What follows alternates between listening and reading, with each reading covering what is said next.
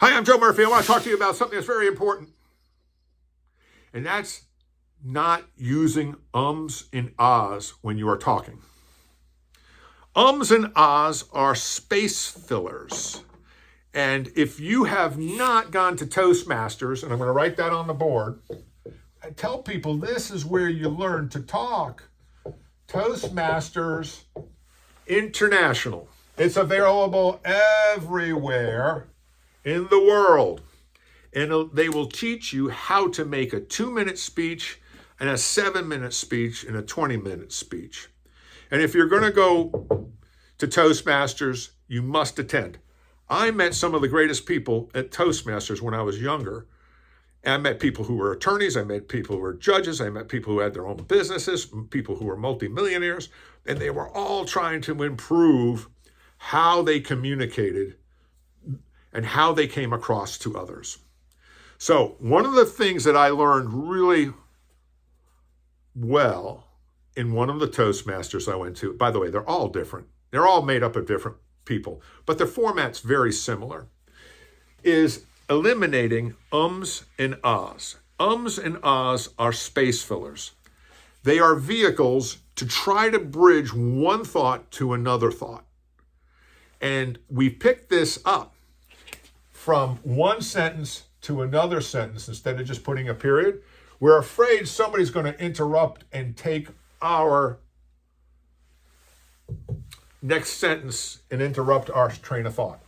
The other thing that happens is we have one train of thought, thought one, and we don't know what we're going to say next. So we say, to get to here. These ums and ahs, again, are space fillers. They lower your IQ points, basically, or how you come across with credibility. If you're not sure what to say next, don't say anything. It's better that you just make your point and stop without any ums. The second thing is, once you are aware of the ums and ahs, by being conscious and hear them in your own voice, you'll start eliminating them. That's what I did. This one Toastmasters class that I went to, and those of you who are in Toastmasters, I recommend doing it. Get a cup or a tin can, empty tin can, and get pebbles. And every time somebody's speaking, drop a pebble in there when they do or say or ah. I can remember going to one of those Toastmasters years ago, and I was doing bink, bink, bink, and I was like, holy, it was amazing. It was like Pavlov's dog. I'll never forget it.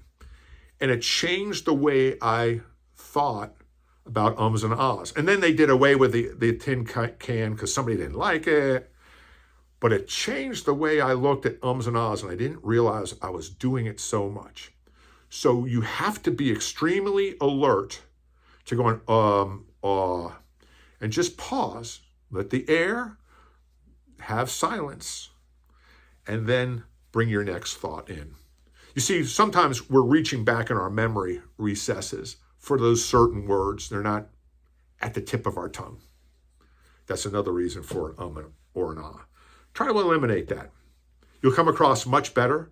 You'll come across more professional. And your bill rate will double if you're a consultant. I'm Joe Murphy, and it works. And I'm here for your success. Thanks for watching.